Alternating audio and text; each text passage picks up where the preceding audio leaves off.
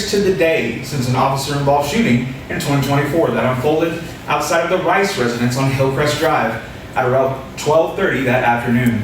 City officials said at the time, 18-year-old John Ross had a knife and had been acting belligerent, later stabbing one of the officers.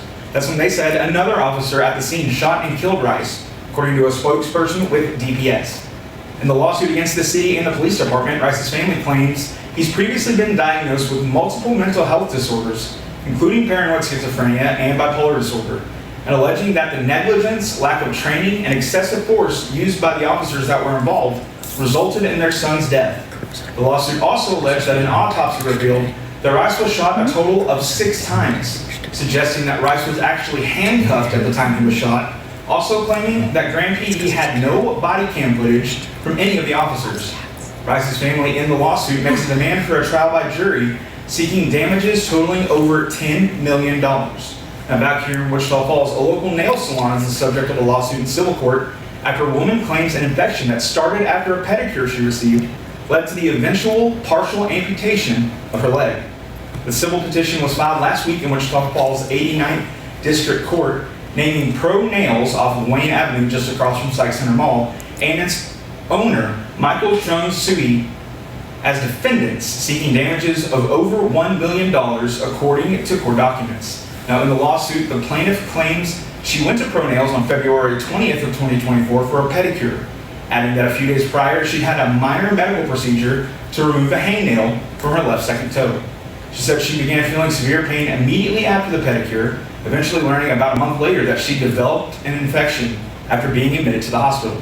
The suit claims the infection progressed into gangrene and, quote, despite aggressive medical intervention, the infection could not be controlled. The woman's leg had to be amputated below the knee. The suit alleged that the salon failed to take the woman's medical history or assess the condition of her toe, that they didn't follow proper sanitation procedures using unclean tools to perform the pedicure. Now, if you're looking for the latest on court cases in Texoma for new arrests, new indictments, details from court documents, pending appeal cases, civil and federal lawsuits, and of course jury trials, make sure you're following us on air and online at texomashomepage.com. All right, Josh, thank you so much for all of those updates this evening. We appreciate it. All right, let's go down and check in Chief Meteorologist Michael Bowling for a look outside. And Michael, I know we saw some rain yesterday throughout Texoma, and we might get some again toward the end of the week. Yeah, much better rain too expected here as we go into the week, and we'll talk a little bit more about that later on. Right now we have nice clear skies across the region. We're going to keep clear to mostly clear skies going through for the next 24 hours, maybe occasionally partly cloudy by tomorrow afternoon. Current temperature outside is 59 degrees for Wichita Falls, 59 for Amarillo, 61 for Dallas Fort Worth, 70s down towards Austin and Houston. We're 6 degrees warmer than we were this time yesterday. Even warmer here as we go into tomorrow. But as we go into this weekend, better rain chances are in the forecast, and includes the chance for some thunderstorm activity. We'll talk all about it coming up here in a few minutes, guys. All right, sounds good, Michael. Thanks so much. We'll see you in a little bit. Now, from the streets to a superstar, Sylvester the Cat was taken in after a Smith's Gardentown employee witnessed him being thrown out of a moving car when he was a kitten. 5 years later, he's captivating viewers across the world after a post from Smith's Gardentown's owner went viral of Sylvester's elite hunting skills.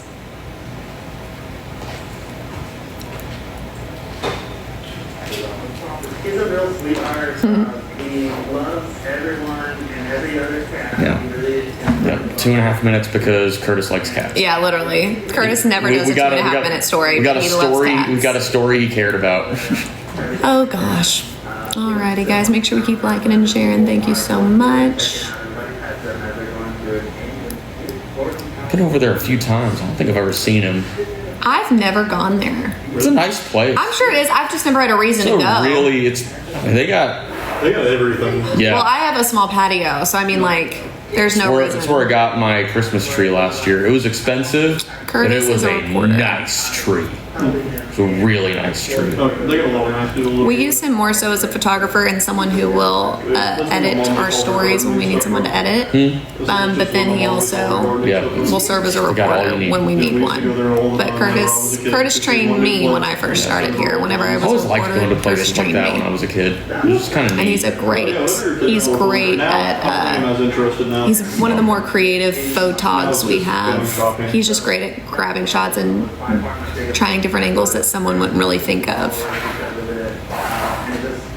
What hair tools do I use? I use a 1-inch curling iron, but I use some good products.